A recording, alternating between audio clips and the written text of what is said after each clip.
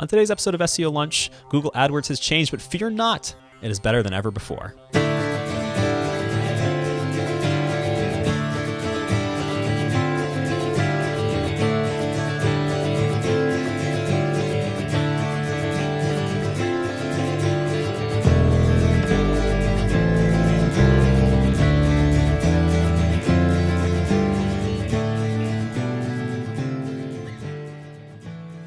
Hello everyone, welcome to this week's episode of SEO Lunch. I'm your host Dan, and SEO Lunch is your weekly look at inbound marketing tips, SEO tricks, and other elements of your website to help you get seen on Google.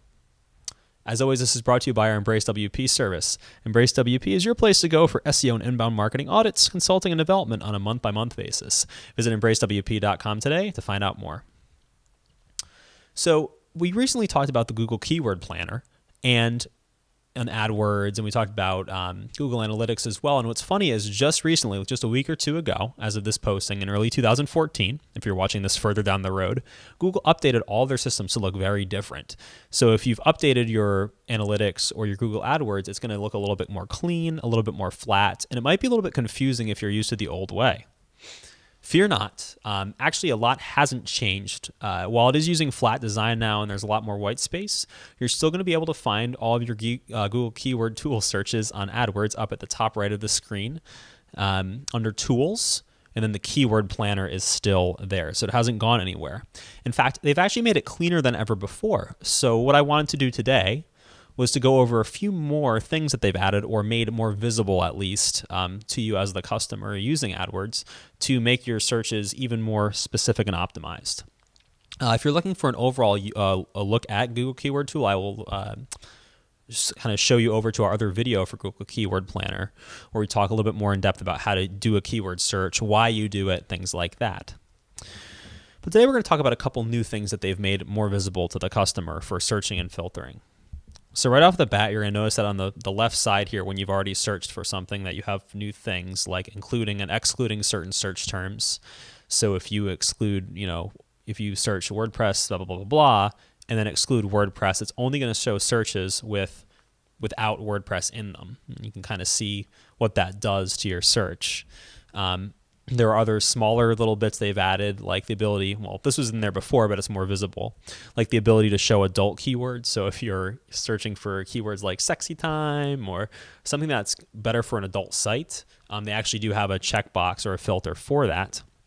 You can sort by level of competition, which is really, really cool.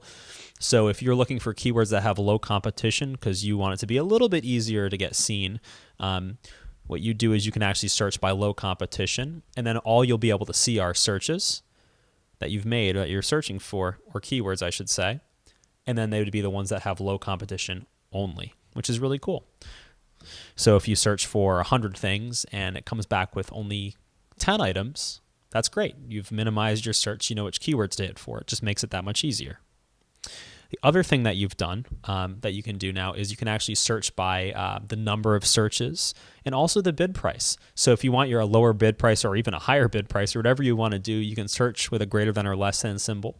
Make sure whatever you're doing, you don't include the comma. So if you're doing like 40,000, for example, don't use the comma in there. It will not function. So it's 40,000. You just write 40000. And that will actually allow you to adjust the number of searches you have too. So if you enter 100 search items and you say, okay, I have 100 search items and I want the only ones that are going to search at least 100,000 times per month. They're really, really heavy hitters. We can do that. Just filter 100, 000, and make it greater than. It's that simple. It's really cool stuff. And I thought it was something kind of worth your time to see because it makes life a whole lot easier. As always, folks, this is brought to you by Embrace WP, our wonderful service for inbound marketing audits, consulting, and development on a month-by-month basis. Please check it out at embracewp.com. If you have any more questions or comments, please leave them below or subscribe to us, hitting that big old red subscribe button on YouTube. We always welcome the love. Thank you.